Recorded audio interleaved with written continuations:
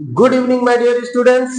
आज इस वीडियो में मैं आप लोगों को क्या है कि भाई पैसिव वॉइस पढ़ाने जा रहा हूं। अब पैसिव वॉइस का भी कौन सा एम्परेटिव सेंटेंस, शायद आपने एम्परेटिव सेंटेंस में एक दो प्रकार के सेंटेंस सीखे होंगे। मैं यहाँ आपको एम्परेटिव में 7 टाइप्स के सेंटेंस सिखाने जा रहा हूँ, मतलब एक साथ में पूरा पैसिव वॉइस तुरंत तबाह और खत्म।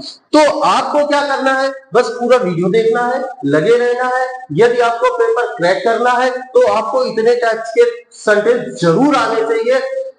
अगर हो सकता है, मान लो आपको एक टाइप आता है, 2 टाइप आता है, 3 टाइप आता है, 4 टाइप आता है, हो सकता है आपसे ऐसा सेंटेंस पूछ दिया जाए, हो सकता है आपसे ऐसा सेंटेंस पूछ दिया जाए। आप यहाँ पर प्लीज देख रहे हो, यहाँ पर प्लीज देख रहे हो, तो इन दोनों प्लीज में अंतर क्या है? आपने केवल ऐसा सेंटेंस पढ़ा होगा, इसमें देखो भाई, इसमें लेट वाला भी सेंटेंस आपको दे दिया गया। लेट से तो बनेंगे, लेकिन लेट वाला भी सेंटेंस इसमें आ गया। क्लियर? तो एक एक सेंटेंस, एक एक कॉन्सेप्ट को कायदे से देखना और समझने का प्रयास करना, और इनको कॉपी कलम लेकर नोट भी कर लेना। मैं हूं आपका कुलदीप सर और मैं पढ़ाने जा रहा हूं आपको एम्परेटिव पैसिव वॉइस। क्लियर? तो शुरू करते हैं। तो देखिए, पहला सेंटेंस क्या है भाई?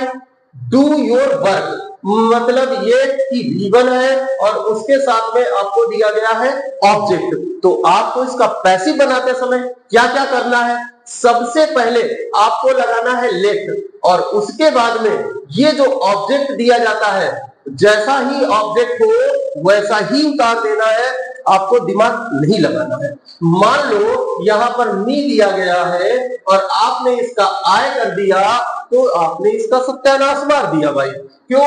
क्योंकि लेट के बाद में जब भी कोई चाहे नाउन आए चाहे प्रोनाउन आए, हमेशा उसका सब्जेक्टिव केस आता है। नाउन का सब्जेक्टिव केस, ऑब्जेक्टिव केस एक जैसा होता है, लेकिन प्रोनाउन का सब्जेक्टिव केस और ऑब्जेक्टिव केस चेंज हो जाता है। क्लियर? इसके बाद में ये लगाया और फिर आपको लगाना क्या है? बी, और फिर आपने इस वर्ब को उठाया और वर्ब का थर्ड फॉर्म में चेंज कर दिया और फुल स्टॉप लगा दिया। क्लियर? ऐसे बनते हैं इंपेरेटिव सेंटेंस के पैसिव वॉइस। तो अब आप इसको बनाओगे कैसे? लेट, अब आपने लेट लगाया, फिर ऑब्जेक्ट, ऑब्जेक्ट क्या है? योर वर्क है, तो आपने लगाया योर वर्क, और फिर आपको क्या लगाना है? बी लगाना है, और डू का थर्ड फॉर्म डन कर देना है, और आपका सेंटेंस भी डन हो गया। क्लियर?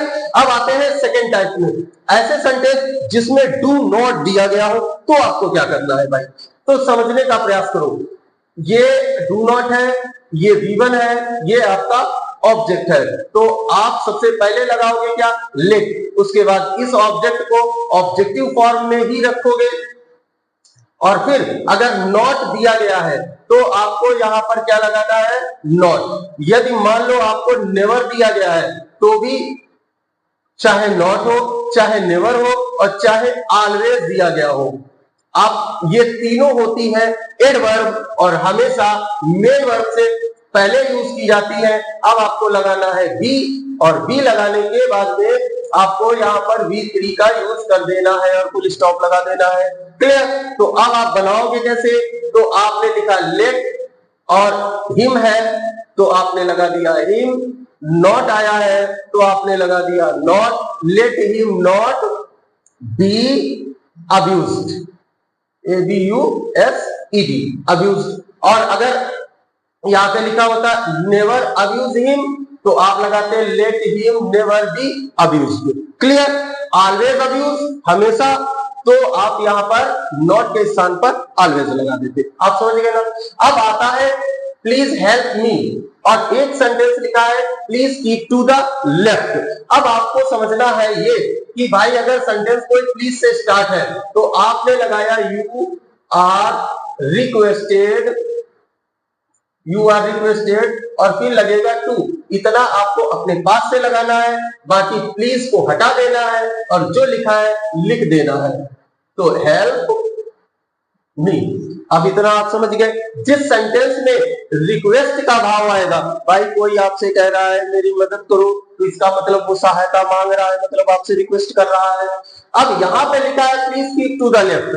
आप सड़क पर गए होंगे, वहां पर जो लिखा होता है कृपया धीरे चले, चाहे कृपया धीरे चले चाहे बाएं हाथ पर चले, ऐसा कुछ भी लिखा होता है वो आपको एक सलाह दी जाती है, क्योंकि सरकार आपसे रिक्वेस्ट हाथ जोड़ के नहीं करेगी कि भैया चाहे आप धीरे चलो, चाहे तेज चलो, चाहे हेलमेट लगाओ, चाहे हेलमेट ना लगाओ, रिक्वेस्ट नहीं करेगी, आपको सलाह देगी। आपको मानना है तो ठीक, ना मानना है तो ठीक, मर्जी आपकी, जिंदगी आपकी। तो आपको क्या करना है ऐसी कंडीशन में, आपको लगाना है यू आर एडवाइज्ड।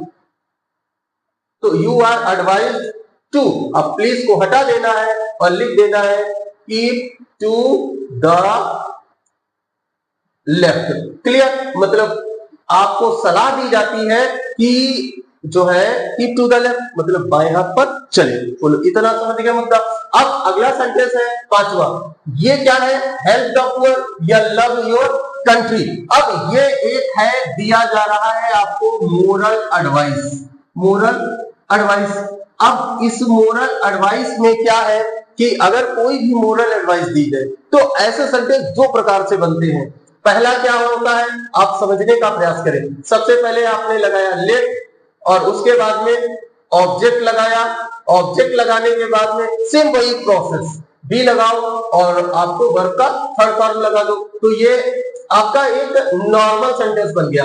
लेकिन आपको थोड़ा सा इससे अगर अच्छा बनाना है तो आपको समझना पड़ेगा कि सबसे पहले, जैसे यहाँ पर ये जो ऑब्जेक्ट लिखा है, ये जो ऑब्जेक्ट लिखा है, तो इसको यहाँ पर हम सब्जेक्ट के रूप में रखते हैं और फिर लगाते हैं शुड, और फिर लगाओ आप बी, और ये जो वर्ब होती है इस वर्ब को वर्ब का थर्ड फॉर्म में चेंज कर देते हैं, और अगर कुछ बचे तो लगा दो, ना बचे तो मत लगाओ। क्लियर, तो बनेगा कैसे, जैसे हेल्प द पुअर, तो आपने लिखा, ऐसे लिखते हैं पहले, let the poor B help. अब ऐसे लिखा, और ऐसे लिखोगे तो the poor should be helped। तो देखो भाई क्या होता है कि ये एक मोरल एडवाइस है, चाहे आप सेंटेंस को ऐसे बनाओ, चाहे आप ऐसे बनाओ, एज यू विश, ऐसा बनाना थोड़ा सा अच्छा माना जाता है, और ये भी कोई खराब नहीं है, बिल्कुल सही सेंटेंस है, आपकी मर्जी है, आप जैसे बनाओ। तो लव योर कंट्री है तो आप इसको ऐसे बनाओ, ज्यादा अच्छा है, your country should be loved. देखो बेटा क्या होता है ना, शुड का यूज हम एडवाइस जो होता है, एडवाइस लेने और देने दोनों में यूज करते हैं। शुड का मतलब एडवाइस लेना भी होता है, शुड का मतलब एडवाइस देना भी होता है। और आपको कंट्री से प्रेम करना चाहिए तो ये एक एडवाइस दी गई है। क्लियर, तो और लेकिन अगर ऐसे बनाओगे तो भी गलत नहीं है, ऐसे बनाओगे तो थोड़ा सा इंप्रेशन ज्यादा अच्छा पड़ता है। बस इसमें और कोई खास बात नहीं है कि आप ऐसे ऐसा नहीं, ऐसा लेट से बना दोगे तो सेंटेंस रॉन्ग हो जाए, ऐसा कुछ नहीं है। ऐसा बनाना थोड़ा सा अच्छा, इंप्रेशन बढ़िया पड़ता है। अब आप इसको समझो कि भाई ये लेट वाला है, ये कैसे बनेगा। तो अगर लेट है तो आप पहले तो इसमें लेट ही लगा दो, और उसके बाद में अब इसमें एक ऑब्जेक्ट ये है और एक ऑब्जेक्ट ये है, तो इधर वाला ऑब्जेक्ट आएगा यहाँ पर, ये आपको याद रखना है। क्लियर, जो बाद में ऑब्जेक्ट लिखा है वो यहाँ पर आएगा, और फिर आपने क्या लगाया, बी लगाया, और फिर इस वर्ब को थर्ड फॉर्म में चेंज कर दिया, बाय लगाया, और इस ऑब्जेक्ट को बाय लगाने के बाद में लास्ट में रखते हैं। बस इतना सा। क्यों? क्योंकि इसमें और इसमें अंतर है, इसमें स्वयं लेट पहले आया है, इसमें लेट हमने लगाया है। तो अब आपको बनाना कैसे है, लेट अब the work be done by him. बस let the work be done by him. देखो क्या होता है ना बेटा, जब हम पैसिव बनाते हैं तो देखो क्या है, मैंने पैसिव का एक कॉन्सेप्ट वाला वीडियो डाला है। उसमें पैसिव क्यों पढ़ते हैं, पैसिव में V3 क्यों लगता है, पैसिव 12 टेंस में 8 टेंस के क्यों बनते हैं, ऐसा लिखा भी है, उसके थंबनेल पर भी लिखा। तो उस वीडियो को आप जरूर देखना।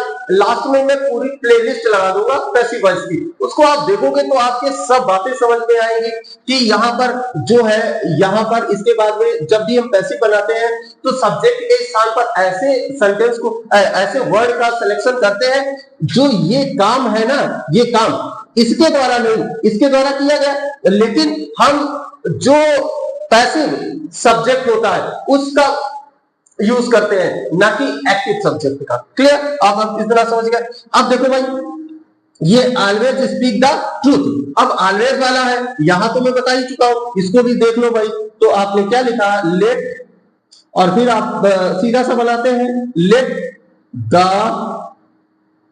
Truth be, oh sorry, be बाद में लगेगा, पहले ऑलवेज लगेगा, ऑलवेज बी स्पोकन। क्लियर हुआ? तो ये क्या है बेटा, ये आपके सेंटेंस है। मैंने आपको सेंटेंस लिख लिख के, इसीलिए मैंने आपको प्रैक्टिस भी करवा दी, मैंने इसलिए क्योंकि खाली अगर आपको मैं स्ट्रक्चर बताता तो आधी से ज्यादा बातें आपके समझ में नहीं आती। सेंटेंस भी है, इनको नोट भी कर लेना, इनको लिख लेना, और आपके पास कोई भी किताब हो उससे आप प्रैक्टिस भी इसकी कर लेना। जो आपके समझ में ना आया हो वो कमेंट बॉक्स में लिख देना। ये वीडियो कैसा लगा वो भी कमेंट बॉक्स में लिख लेना। नए आए हो तो मेरे भाई चैनल को सब्सक्राइब कर लेना और लाइक भी एक ठोक देना। तो मिलते हैं ऐसा ही कुछ आप लोगों के लिए अच्छा लेकर के नेक्स्ट वीडियो में। ये वीडियो देखने के लिए आप लोगों का बहुत बहुत धन्यवाद।